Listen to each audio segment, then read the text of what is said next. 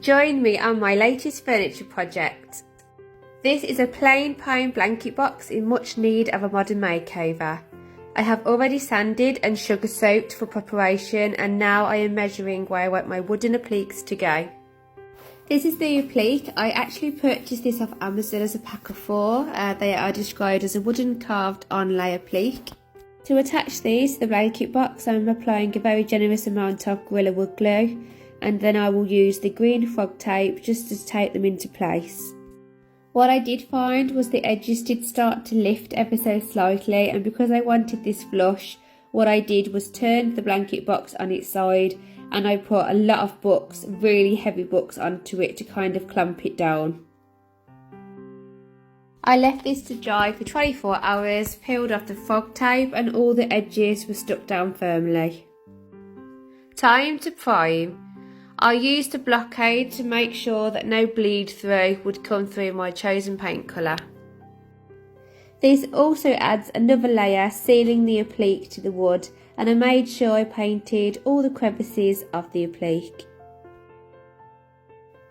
Annie Sloan. For anyone who follows me knows that I'm a big fan of Annie Sloan paint and products, and was eager to use her new paint colour, Whistler Grey.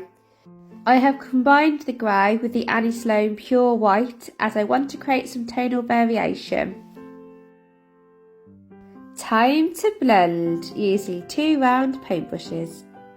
I started by painting the grey around the outside like a border, and also over the appliques themselves, and then I added the white around the appliques and towards the centre. This is what creates the depth and dimension. Keeping the brushes relatively dry, I poured the grey down, painting backwards and forwards, and kept adding white until I had enough of a halo effect, which looked like this. I am now using the Annie Sloan Fine Sand Pad to lightly take off any unwanted texture. I am now using a metallic paint in the colour Neutral Intrigue by Craig & Rose.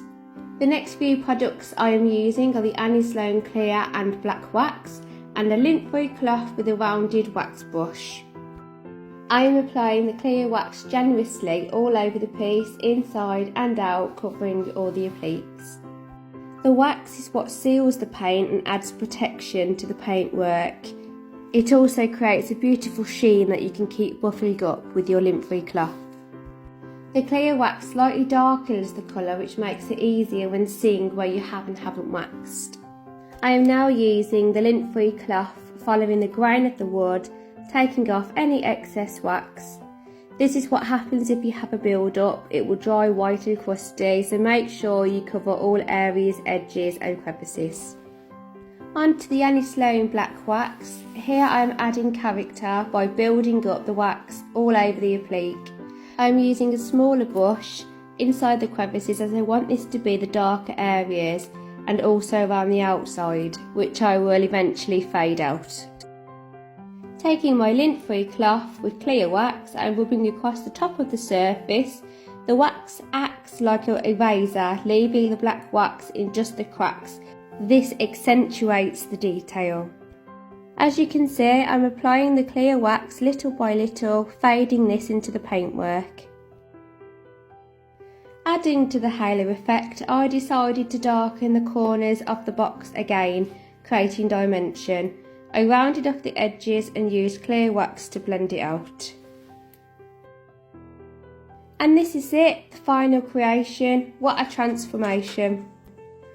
This has gone from a plain pine box to an ornate modern statement piece for any home.